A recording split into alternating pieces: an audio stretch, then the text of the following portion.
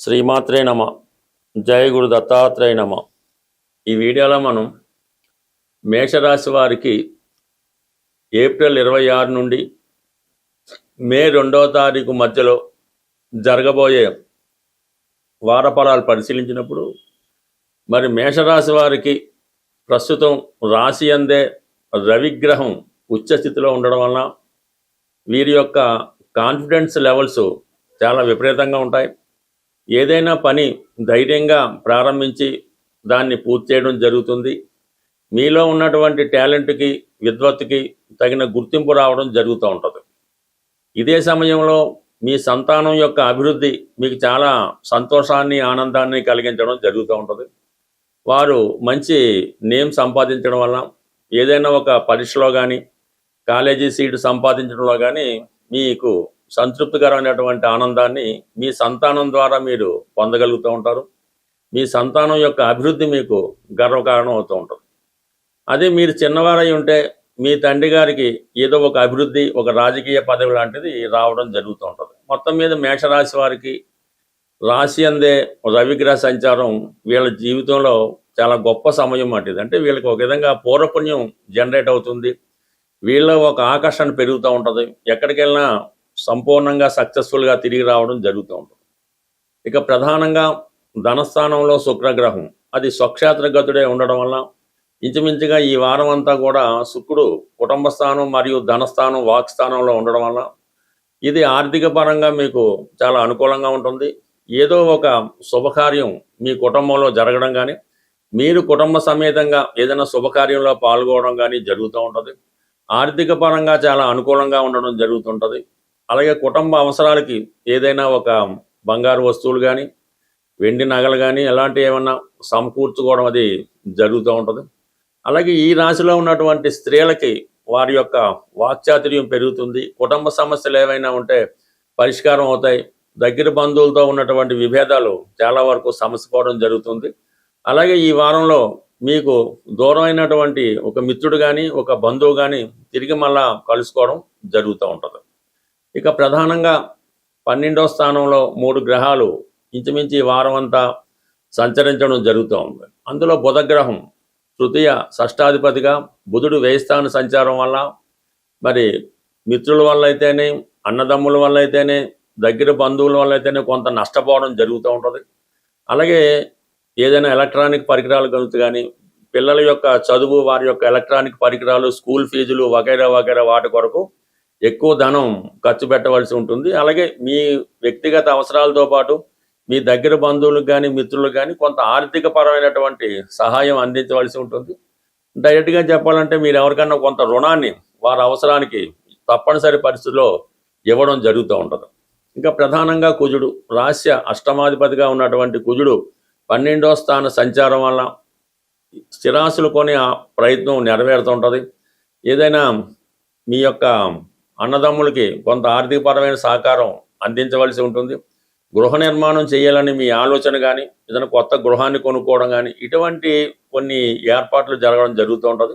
కొంత అడ్వాన్స్ ఇవ్వడం కానీ ఏదైనా రిజిస్ట్రేషన్ లాంటి కార్యక్రమాలు చేయడం కానీ మొత్తం మీద భూములపైన స్థిరాస్తులపైన కొంతవరకు ఇన్వెస్ట్మెంట్ చేయడం అన్నది ఖచ్చితంగా జరిగే అవకాశం ఉంది. ఇక శనిగ్రహం కూడా 12వ స్థానంలో ఉండి కుజగ్రహ కలయిక వల్ల వృత్తిలో చాలా విపరీతమైనటువంటి టెన్షన్ ఏర్పడుతూ ఉంటుంది. ఎంత కష్టపడినా కూడా ఇంకా ఎంతో కొంత పని పెండింగ్ అయిపోవడం జరుగుతూ ఉంటుంది. ఎక్కువ శ్రమతో కూడుకున్నటువంటి పనులు ఈ వారం అంతా కూడా మిమ్మల్ని కొంత ఇబ్బంది పెట్టడం జరుగుతుంటుంది. అలాగే ఈ సమయంలో కొంత స్వల్ప అనారోగ్యానికి కూడా గురి అవ్వడం జరుగుతుంటుంది. ఏదైనా 12వ స్థానంలో ఒక గ్రహం ఉంటేనే చాలా వరకు ఆర్థిక పరంగా నష్టాన్ని కలిగిస్తుంటుంది. మరి ఈ 3 గ్రహాలు పరస్పరం ఒకరికొకరు శత్రుగ్రహాలు అవ్వడం వల్ల చాలా వరకు బంధువులతో విరోధాలు, ఆర్థిక పరమైనటువంటి సమస్యలు, ఆర్థిక పరంగా కొన్ని నష్టాలు కూడా ఈ వారం మీరు చూసే అవకాశం ఉంటుంది. ఇక ప్రధానంగా గురువు తృతీయ స్థాన సంచారం అనేది మీ యొక్క సలహా ఇతరులకి బాగా పనిచేస్తూ ఉంటుంది. ఇది ఉపాధ్యాయ రంగంలో ఉన్న వాళ్ళకి, న్యాయవాది వృత్తిలో ఉన్న వాళ్ళకి కొన్ని కొత్త అవకాశాలు రావడం జరుగుతుంటుంది. బట్ ఏదైనా తృతీయ వ్యయాధిపతుల మధ్య పరివర్తన కొంతవరకు విద్యార్థులకి వారి యొక్క కృషికి తగు విధంగా ఏదో ఒక కాలేజీలో సీట్ రావడం కానీ అలాగే వేరే ప్రాంతంలో మీరు చదవాలని నిర్ణయించడం కానీ ఈ సమయంలో జరిగే అవకాశం ఉంటుంది. ఈ పరిహారాలు చెప్పే క్రమంలో ఇక మనం జీవితంలో ఏది సాధించలేం, అన్ని దారులు మూసుకుపోయాయి, ఏ మార్గం లేదు అనుకున్న పరిస్థితుల్లో మీకు ఏదైనా ఒక పుణ్యక్షేత్రంలో, అంటే ప్రధానంగా శ్రీశైలం, ఈ శ్రీశైలం పుణ్యక్షేత్రంలో అనేక ధర్మసత్రాలు అవి ఉండడం జరిగింది. వాళ్ళు పడుకోవడానికి అకామిడేషన్ ఉంటుంది, అక్కడ భోజన సదుపాయాలు కూడా ఉంటాయి. అంటే అక్కడ కొద్దిగా సేవ చేస్తూ, ఆ వచ్చిన భక్తులను సేవ చేస్తూ అక్కడే మీరు ఒక 15 రోజుల పాటు గడపవలసి ఉంటుంది. అంటే మీ దగ్గర అవసరానికి దానం ఉన్నా కూడా అటువంటి క్షేత్రాల్లో, అటువంటి ఆశ్రమాల్లో ఒక 15 రోజులు గడపడం, అక్కడ భక్తులకు సేవ చేయడం, ఆశ్రమానికి కొంతవరకు సేవ చేయడం, ఇవి చేయడం వల్ల నెమ్మదిగా మీకు ఒక కొత్త మార్గం కనబడుతూ ఉంటుంది. ఇది ప్రాక్టికల్గా చాలామంది చేయడం జరిగింది. అంటే ఒక విధంగా ఇది స్వామి అయ్యప్ప మాల వేసుకుని లాంటిదే, కానీ ఇది కొద్దిగా డిఫరెంట్. ఇంకా ఏది ఇంక మొత్తం సర్వం కట్టుబట్టలతో వెళ్ళడం, అక్కడ కాలక్షేపం ఒక 15 రోజులు ఉండడం, తిరిగి ఆటోమేటిక్గా ఎవరో ఒకరు వచ్చి మిమ్మల్ని ఇంటికి తీసుకొచ్చి చక్కగా అక్కడ నుంచి మీ జీవితం మారడం జరుగుతూ ఉంటుంది. సో ఇది చేయడం మనకి కొంత ఇబ్బందిగా ఉంది అనుకుందాం. అటువంటి పరిస్థితుల్లో మీ గ్రామంలో, అంటే మీ ఊర్లో ఎనీ టెంపుల్, శివాలయం అవ్వచ్చు, ఆంజనేయ స్వామి టెంపుల్ అవ్వచ్చు, అది శుభ్రంగా ఉదయం పూట ఎవరు చూడకూడదు అనుకుంటే 5 గంటలకో లేచి శుభ్రంగా ఆలయ పరిసరాలన్నీ కూడా శుభ్రంగా తుడిసి, శుభ్రంగా వాటర్తో కడిగి, అంటే అది ఆ దేవాలయాన్ని శుభ్రం చేయడం. ఇలా కూడా ప్రతిరోజు అక్కర్లేకపోయినా కనీసం ఏ శనివారం రోజు, శుక్రవారం రోజు, లేదంటే కంటిన్యూగా 15 రోజులు చేయడం వల్ల కూడా మీకు చాలా మార్పు అన్నది రావడం జరుగుతూ ఉంటుంది. ఆటోమేటిక్గా మీకు కొత్త జీవితాన్ని చూడడం జరుగుతూ ఉంటుంది.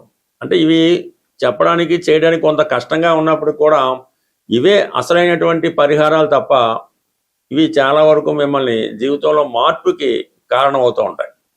ఒకసారి మీరు ఇవి ఉపయోగించుకోవడం వల్ల దీని ప్రభావం మీకు కనబడడం జరుగుతూ ఉంటుంది.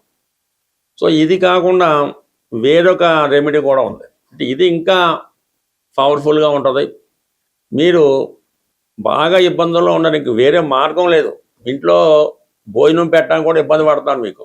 అటువంటి పరిస్థితుల్లో మీరు ఏం చేస్తారంటే, ఒక మంచి రోజు చూసుకోండి, మీకు అనుకూలమైన రోజు చూసుకొని మీరు ఒక 8 రోజుల పాటు ఈ పరిహారం చేయవలసి ఉంటుంది. 8 రోజులు కూడా మీరు ఈ పరుపుల మీద, మంచాల మీద కాకుండా చక్కగా ఒక సాప్ వేసుకొని, ఒక తలగడ పెట్టుకొని, మీ తల కింద నల్ల నువ్వులు కొన్ని, ఒక నలుపు రంగు గుడ్డలో, చిన్న క్లాత్లో కొన్ని నల్ల నువ్వులు, ఒక 5 రూపాయల కాయిన్, అది ఒక పొట్లంలా కట్టి మీ తల కింద పెట్టుకొని, సాయంకాలం కొద్దిగా 8 గంటలకో 7 గంటలకో పడుకుంటారు కదా, పడుకొని ఎర్లీ మార్నింగ్ సూర్యోదయం అవ్వకుండా లెగిసి ఏదైతే ఈ నల్ల నువ్వులు, నల్లగుడ్డ 5 రూపాయలు కట్టి పొట్లం కట్టారో ఆ పొట్లాన్ని చేతిలో పట్టుకొని మీరు ఇంటి బయటకు వచ్చి కొద్దిగా ఒక 4 రోడ్లు గడిచే చోట దాకా వచ్చి అక్కడ మీరు ఆ పొట్లాన్ని విడిచిపెట్టి వెనక్కి తిరిగి చూడకుండా వచ్చేస్తారు.